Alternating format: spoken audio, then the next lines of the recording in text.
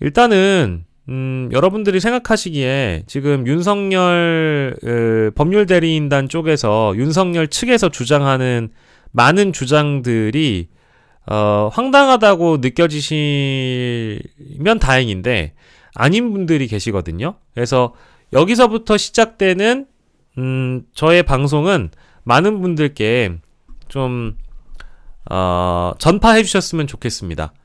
여러 이제 법조인들을 의견을 좀 종합해서 말씀을 드리려고 하는 건데요. 그냥 윤석열 변호인들은 다 미쳤습니다. 네. 미친놈들이거든요. 사실 다뤄줄 필요가 없는데 오늘 종합적으로 한번 다루고 나중에 기회가 되면 또 다뤄보도록 하겠습니다. 일단 지금 윤석열 측에서는 서울 서부지법에 대한 체포영장 이의 신청을 했죠. 근데 첫 번째, 이의 신청이란 제도는 없습니다. 체포나 구속이 되면 체포 적부심이나 구속 적부심이란 제도를 통해서만 영장이 집행된 이후에 다시 집행된 이후에 다툴 수 있어요. 근데 영장이 집행되기 이전에 이의 신청을 한다? 이것은 사실 재판부가 서부지법이 사안의 중대성을 고려해서 입장을 밝혀준 게 기사화됐기 때문에 마치 그런 제도가 있는 것처럼 오해하는 기자들도 있는데요. 아니요. 영장 집행 이전에 판사가 적법하게 발부한 영장에 대해서 이의를 신청하는 이의 신청 제도는 없습니다. 없어요. 그래서 체포 적부심, 구속 적부심이라는 제도를 통해서만 영장 집행 이후에 이의를 제기하는 방법으로 그 제도를 활용할 수 있다. 이거고요. 두 번째, 그러니까 이의 신청이라는 게 이제 그 판사로부터 야 꺼져, 필요 없어, 닥쳐, 그런 제도는 없어, 어이가 없네, 야 꺼져라 하고 기각을 시켰어요. 그러니까 그 뭐 법률 용어로서 기각이지만 받아들이지 않은 거예요. 이의 신청이 기각되었다라는 보도도 잘못됐어요. 원래 이의 신청이란 제도가 없기 때문에 그걸 기각한다라고 할 수 없어요. 제도가 있어야만 그걸 기각한다, 아니다, 인용한다라고 할 수 있는데 이의 신청이란 제도는 없기 때문에 기각하고 말고 할 것도 없는 거예요. 재판부가 안 받아준 겁니다. 그런데 기사 제목을 보면 체포영장에 대해서 기각을 했다라고 쓰는 기자들이 있는데요. 그건 잘못된 거예요. 왜? 이의 신청이란 제도는 없으니까. 그거예요.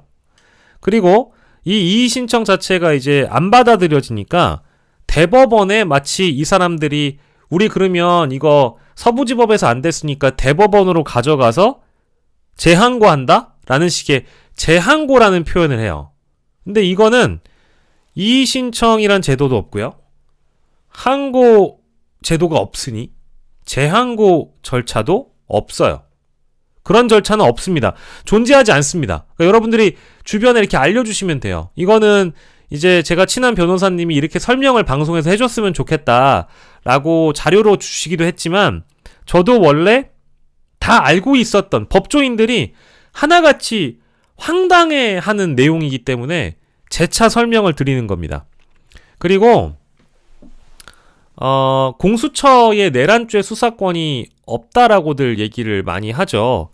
근데 이제 그 공수처법에 보면 직권남용죄에 대한 수사권이 있고 이와 관련된 범죄도 수사할 수 있다라고 규정을 하고 있으니까 이것은 사실은 저는 수사 관할권이라는 거를 엄밀하게 따지면 내란죄에 대한 수사 관할은 경찰밖에 없다라고 볼 수 있으나 이것을 편법해서 우회해서 만약에 한다고 한다면 직권남용죄를 수사하다가 이와 관련된 범죄가 나오면 수사할 수 있다라는 규정이 존재하므로 검찰이나 공수처에서도 내란죄에 대한 수사 권한이 있다라는 건 뭐 법조문상 뭐 다 명백하다고 봅니다.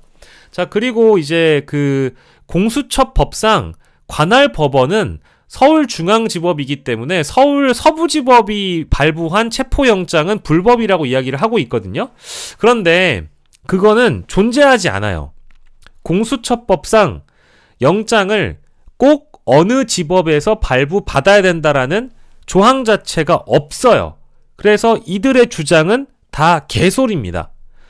서부지법이 발부했거나 남부지법이 발부하면 공수처 검사가 그 발부받은 영장을 집행하는 게 다 불법이라는 주장이거든요.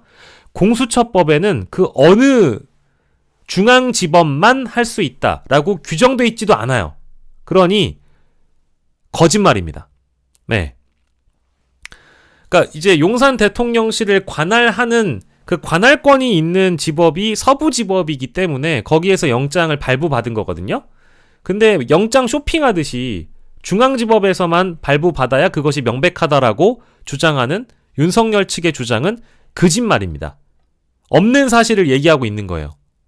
언론들도 이 대목을 짚긴 하는데 팩트체크를 해주는데 너무 신박한 개소리를 해대니까 이거를 일일이 제 방송에서 반박을 안 했던 것 뿐입니다. 다른 방송에선 다 하거든요. 그러니까 이제 질문이 들어오면 해요.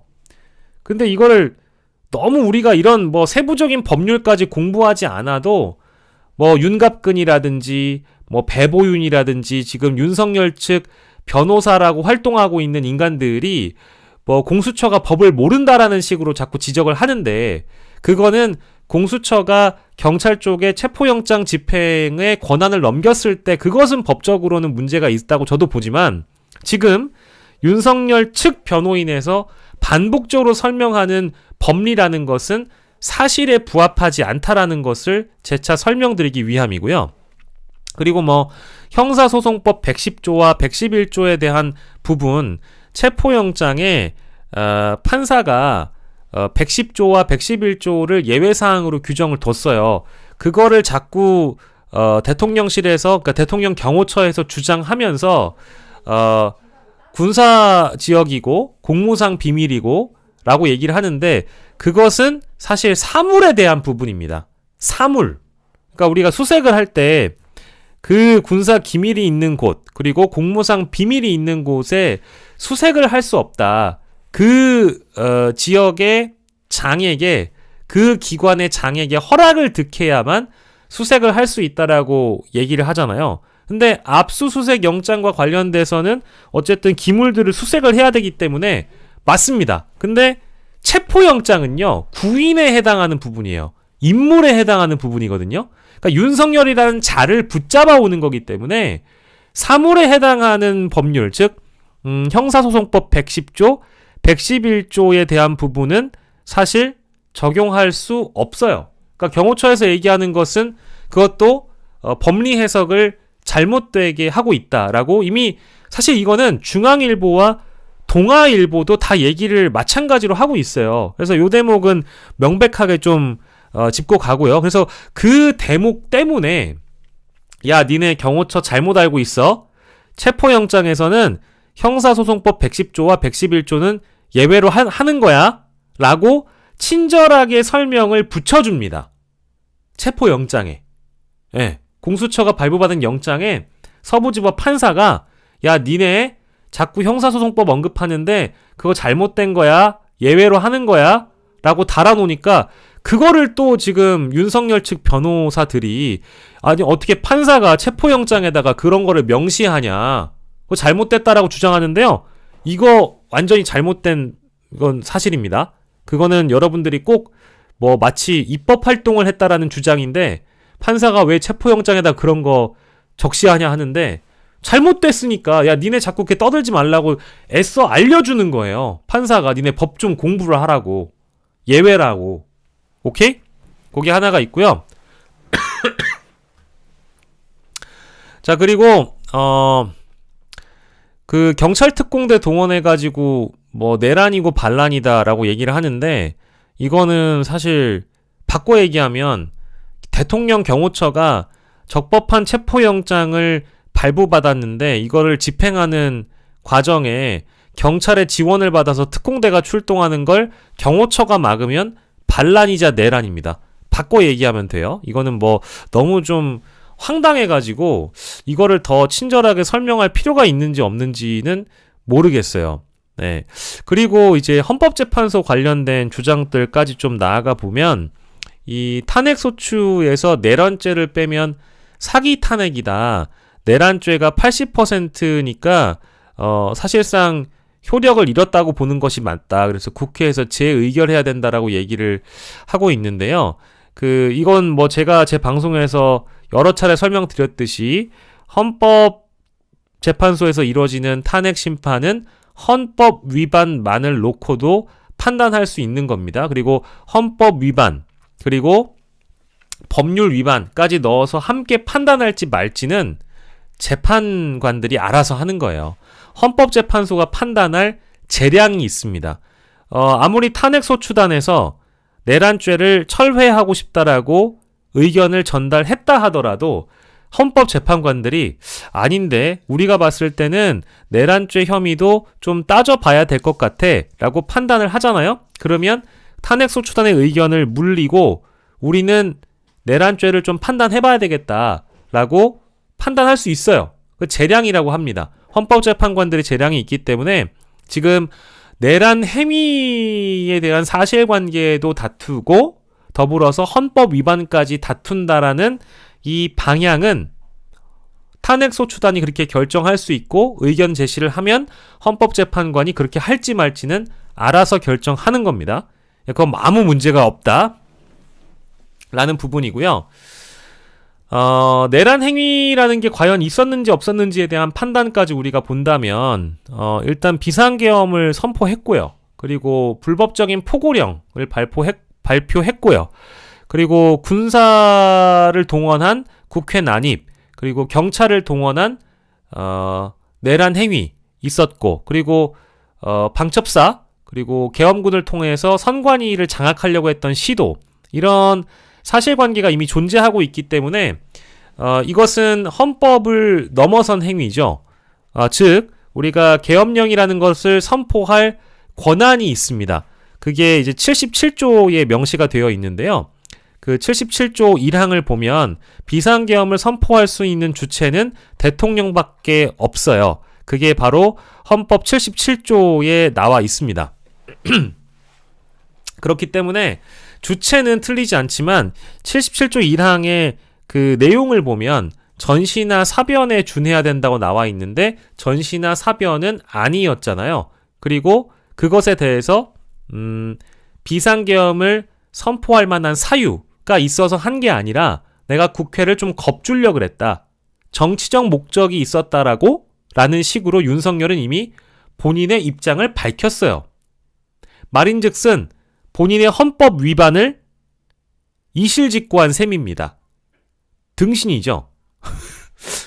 헌법 77조 1항 전시나 사변에 준하는 상황일 때 대통령은 비상계엄을 선포할 수 있다. 근데 전시나 사변이 아니었죠?